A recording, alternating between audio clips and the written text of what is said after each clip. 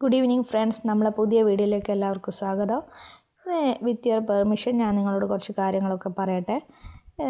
നിങ്ങളുടെ ജീവിതത്തിൽ ഇങ്ങനെ ഒരു പ്രശ്നം തീരുമ്പോൾ അടുത്ത പ്രശ്നം, ആ പ്രശ്നം സോൾവ് ആകുമ്പോൾ അതിൻ്റെ അടുത്ത പ്രശ്നം, അങ്ങനെയൊക്കെ വരാറുണ്ടോ?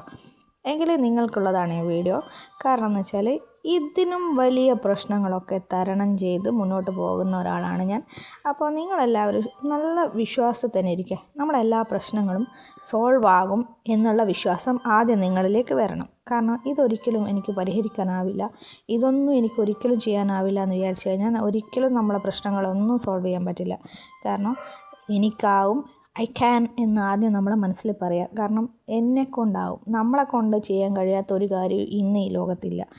കാരണം നമുക്ക് നമ്മുടെ മുന്നിൽ ഒരുപാട് ഉദാഹരണങ്ങളുണ്ടല്ലേ.